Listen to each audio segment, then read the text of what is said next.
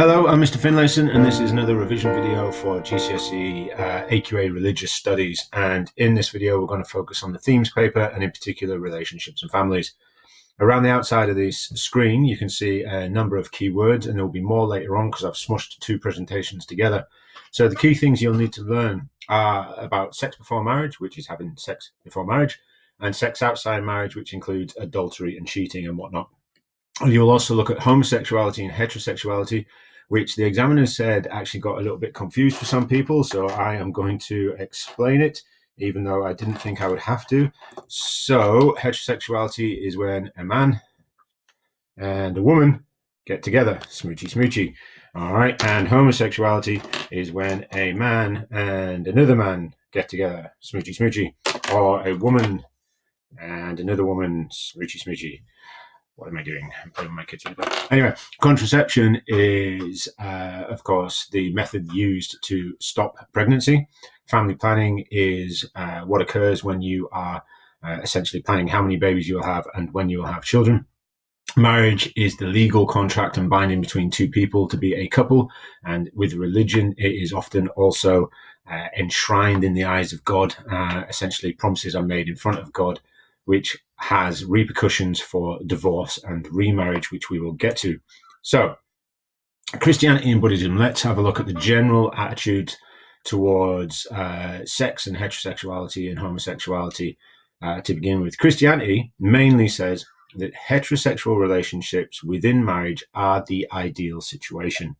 And we will look at Christians who are dead set against homosexuality and Christians who say absolutely nothing wrong with homosexuality, and we'll look at the teachings used to justify those things. Within Buddhism, any and all sexual activity and relationships must avoid harm. That's one of the five precepts. It's the fourth of the five precepts. Mainly, any and all sexual relationships must avoid harm. That is the general consensus. So there are rules and teachings. Within Christianity, we have a lot of rules from the Bible.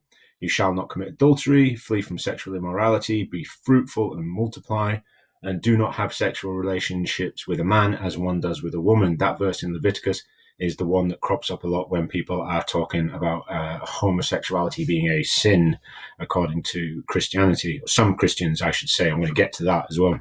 In Buddhism, one of the five precepts tells us to abstain from sexual misconduct, and then we have the rules of metta and karuna, which are loving kindness and compassion.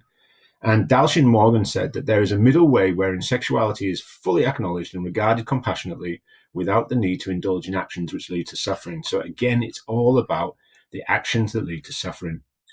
And the Buddha said that karma results from skillful and unskillful actions. So it's the way in which you conduct yourself which determines whether or not you'll have good or negative karma. So one of the things with the themes paper is you might be asked to talk about British values and British standards. And if we have a look at homosexuality, sex before marriage, and sex outside of marriage, and also contraception, we will see that generally British society is perfectly fine with all of these things. It's not an issue. All right. If you were to explain two contrasting religious beliefs about these three things, or four if you include contraception, you would find very different points of view. Remember, of course, that AQA uses that word contrasting to simply mean different. It does not have to be two polar opposites. It just has to be two different points of view. So let's have a look at contraception and family planning. Contraception is the method used to prevent pregnancy, and family planning is controlling how many children you have and when you have them. So what are the British attitudes to those things? Fine. I mean, you can get condoms in toilets. British attitudes towards contraception are that it is essentially an everyday part of life.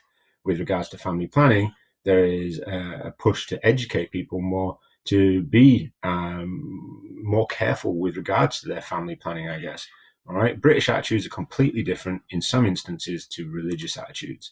So let's have a look at artificial contraception, and the religions. Within Christianity, Catholics would say that sex is for having babies, for procreation, go forth and multiply. Therefore, contraception is wrong. Anglicans would say, though, that sex, yes, is for babies, but it also brings couples closer together. And in 1930, the Anglican Church said that in the light of Christian principles, artificial contraception can be used because it promotes bonding, it can be healthy, and it spaces out births. For Buddhists, most Buddhists would say that artificial contraception is perfectly okay. Some Buddhists might say that it goes against the first precept of not taking human life.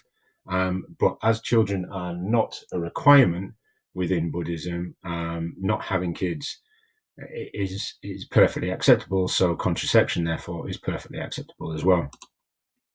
Here's a couple of practice questions that you might have a crack at. 2 religious beliefs about the nature of marriage. Explain 2 contrasting beliefs in British society about sex before marriage.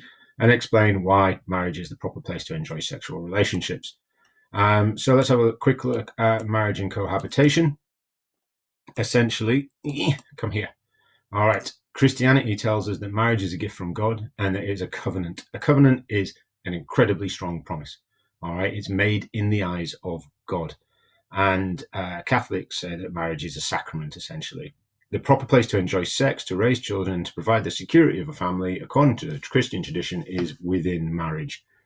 For Buddhism, it's not so much tied in with the religion, it is a civil ceremony and a social contract, but it does help the well-being of the community. So let's have a look at divorce. Divorce can happen through a lack of communication. It can happen through domestic abuse, adultery, work pressure, and growing apart, the inability to have children. All right, these are the main reasons for divorce in the United Kingdom, and the statistics tell us that I think it is 40% of marriages end in divorce.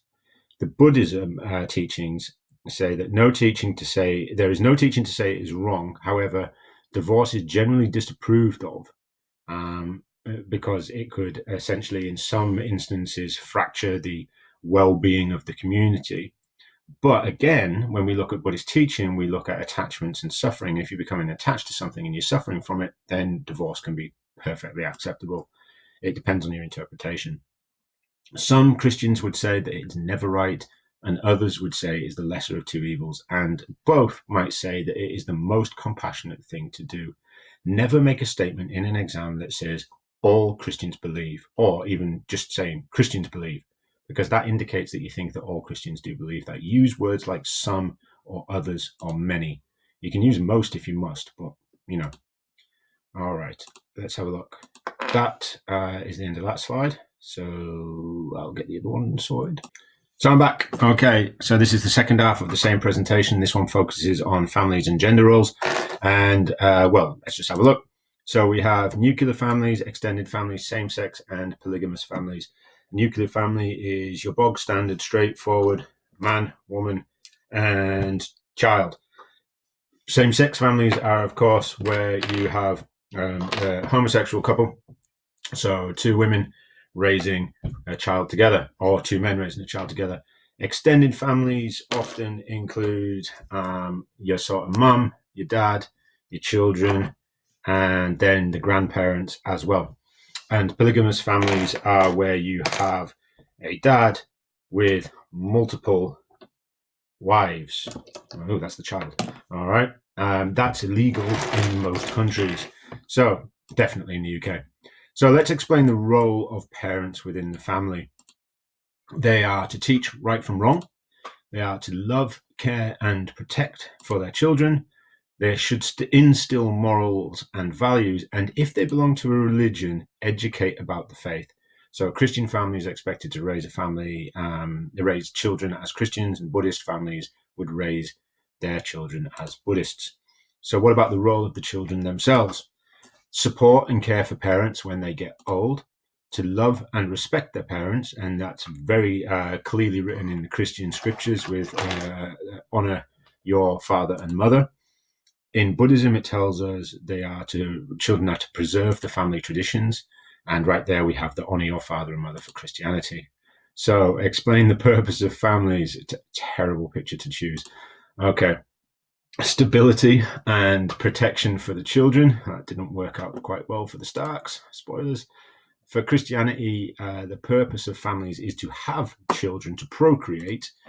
And within Buddhism, there's no set rule to have children. There's no expectation to have children. But if you do, then you should educate children in the traditions. And that's what the purpose of the family is. And again, Christianity, educate children in the faith of Christianity. And like I've written there, no expectations or commandments to have children. So what about views on gender? I chose this photograph because of the absolute nightmare of comments that appeared on YouTube and social media after that scene, spoilers again, in Endgame where all the female superheroes gang together. I mean, that was a mint scene, but so many people decided that it was too forced or it was rubbish. And you see, if you don't think there's a problem, all you got to do is go to the comments section somewhere. Because in the past, men have had more power and rights than women. And traditional roles included men going to work and women being at home. In Christianity, it comes directly from the teachings. There is very clear teachings that tell men and women what their roles should be. And in Genesis 3:16, it says, "Your desire will be for your husband, and he will rule over you." And the Christian marriage vows for the longest time had women would love, honor, and obey their husbands. I mean, I got married in church, but me and the missus, we got rid of the obey section because we just thought, what a load of nonsense. But it is what it is. It's right there. The sutra that I can't pronounce suggests that women should be reborn as men before achieving enlightenment. So you can see how these old rules, traditional rules, could impact the views on gender throughout history, but that's not the way it should be. In Christianity, we have this very clear verse: "There is neither Jew nor Greek, slave nor free, male nor female, for you are all one in Christ Jesus." That's Galatians 3, verse 28. Very clearly states that people are equal. And in Christianity, the Lotus Sutra, which I can pronounce, teaches that men and women are equal in their ability to achieve enlightenment, which is the ultimate goal of Buddhism. So men and women are equal. Contemporary roles are less easily defined for families. It's not as straightforward as the man goes out to work and the woman stays at home and looks after the family. That doesn't really happen anymore.